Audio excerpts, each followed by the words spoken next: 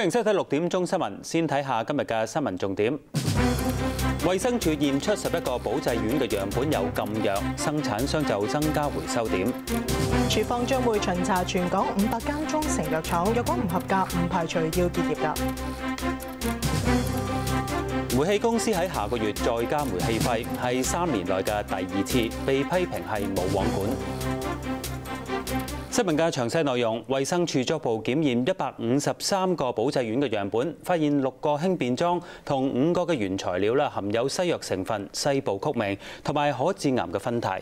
署方就話會巡查本港大約500間老字號嘅中成藥製造商，如果發現藥廠唔符合法例嘅要求，唔排除要求啲廠商要結業㗎。卓麗文報導。保濟丸氫便裝之前被驗出含有致癌禁藥酚酞同埋減肥西藥西部曲明，衛生署再抽取樣本發現部分樣本亦都含有西部曲明。署方話會徵詢律政司意見，考慮係咪提出檢控。初步調查指今次保濟丸含有禁藥成分係由於原材料受到污染，政府認為藥廠有責任跟進。你間廠採購咗原料，你就要好肯定啲原料係合乎規格先可以做嘅，咁啊不可以賴一個職員。但係佢當然嗰個某職員有冇法律上嘅責任咧，我哋都要再調查。目前全港有500間老字號嘅中成藥製造商註咗冊，咁政府並冇要求佢哋喺生產過程中必須要符合國際認可嘅良好藥品生產規範嘅水平，即係 GMP 嘅水平㗎。衛生署就話會巡查呢500間嘅藥廠，咁睇下佢哋出產嘅藥品有冇含有西藥，又或者係微生物含量等等。如果唔符合法例嘅要求，唔排除藥廠要結業。下一步嘅工作咧就係逐間去查啦。查到佢，如果佢係可以改善嘅，我哋要求佢改善；如果查到佢不能改善，亦不符合，而我哋個要求係有距離嘅話咧，可能就要佢哋結業㗎啦。而李眾聖堂增加回收保濟丸嘅藥房去到22間，陸續有市民去退貨，有藥房、行貨、水貨都收，但係退貨金額就同生產商定價嘅15蚊有出入。我呢個都冇辦法㗎啦，跟唔上啦。不過而家有方面收咗就收啦。係啊，至於佢一個間公司咧，就真係要檢討下啦。冇價錢冇指定嘅，因為我哋門市賣13蚊，我哋就照我哋價錢收翻咁樣咯。生產商李眾聖堂就話：除咗指定嘅藥房之外，市民亦都可以選擇將產品帶到去北角嘅辦事處退貨。亞洲電視記者卓麗文報導。同大埔新聞中心嘅卓麗文傾下先啦。卓麗文啊，因應今次嘅保濟丸事件啊，衛生署就話會巡查全港註冊嘅中成藥廠啊。咁藥廠點睇件事呢？阿敏啊，我哋咧就同一啲中成藥嘅生產商傾過，佢哋都話咧想做好個品牌，提升質素，做到好似西藥嘅 GMP 咁樣。咁但係咧，因為而家政府咧就對中成藥冇一套認證嘅制度，所以佢哋唔敢亂投資。陳潔瑤講下。保濟丸回收事件令人關注到香港中成藥嘅品質生產監管問題。有生產商就承認業界質素參差，但係即使佢哋有心做好品牌，亦都冇機制可以跟。資金當然係一方面啦，但實質上你有個明確嘅方向，我哋肯去做嘅，做呢個 GMP 啊。因為 GMP 個標準係你係睇用邊度標準咧？香港自己冇一個 GMP 呢種標準，所以個廠係即係唔知道點樣去發展比較好。由於中成藥有唔同嘅形態，好似藥丸、膠囊同埋水劑等，因此要規管呢啲品質，亦有唔同嘅需求。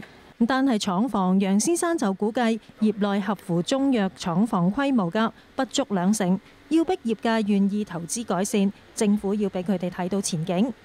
同埋香港政府係要幫助嘅，應該有一個明確嘅。就係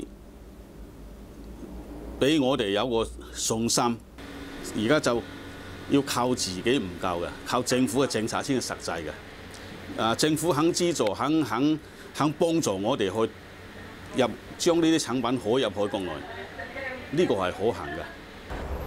咁本港啦，唔少周邊嘅城市同埋國家啦，都係禁止冇 GMP 檢測認證嘅中成藥入口㗎。咁有本港嘅生產商就話啦，其實香港嘅產品啦好受歡迎㗎。咁但係礙於咧欠缺呢一套嘅機制，咁令佢哋咧難以打入國際市場。亞洲電視記者陳喬報導。卓亮文啊，有中成藥廠就抱怨啦，冇一套有系統嘅檢測認證可以依循。咁但係即使本港有完善嘅檢測服務，係咪就可以幫到業界呢？咁都未必㗎，因為咧有啲檢測中心咧咁只可以咧做個別藥品嘅信心認證嘅啫。咁佢哋咧有啲中心負責人亦都講到，如果咧要中成藥要做到好似西藥咁樣有 GMP 水平，可能好多中成藥嘅製造商都要結業。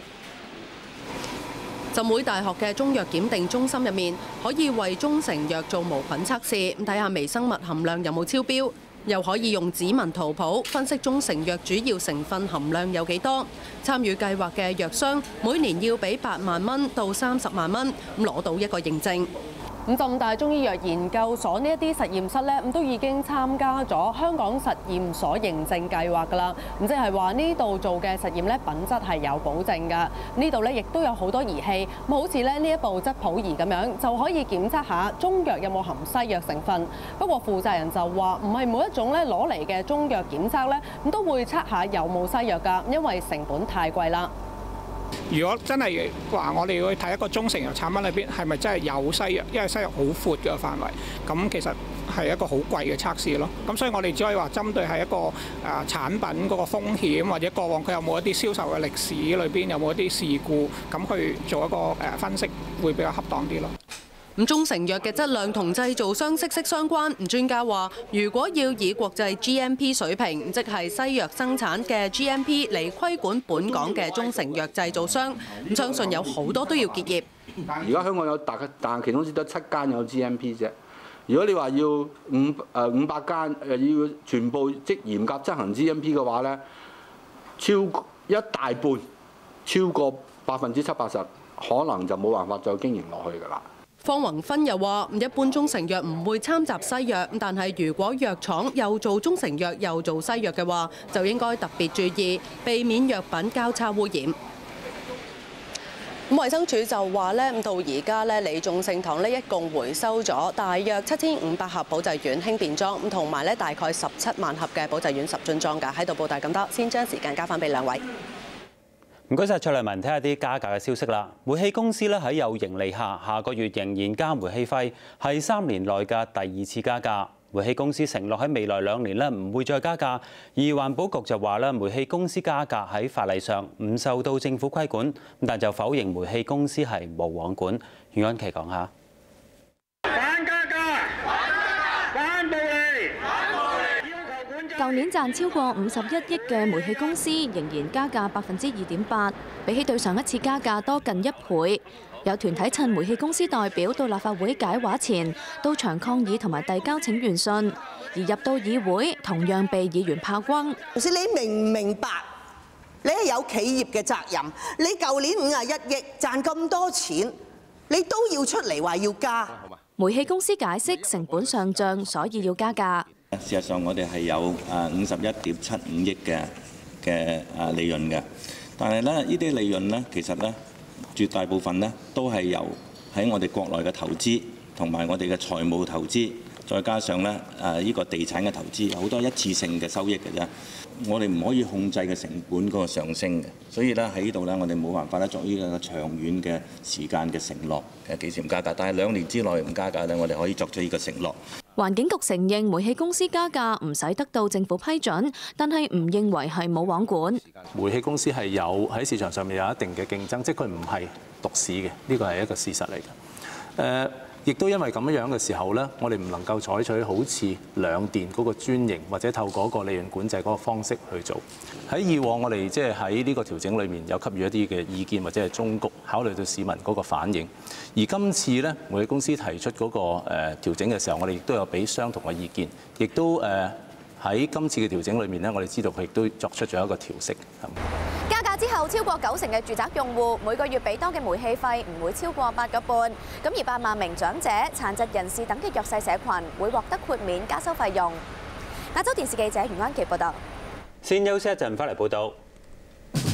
莫斯科2個地鐵站受自殺式炸彈襲擊，30幾人死傷。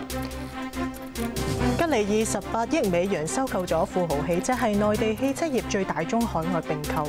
精彩纷呈的新生活 G3 已經為你做好準備。中国移动联手各大手机品牌，精心为您打造多款 G3 手机。现在多款 G3 手机已隆重上市，不换号轻松进入3G 生活。中国移动通信。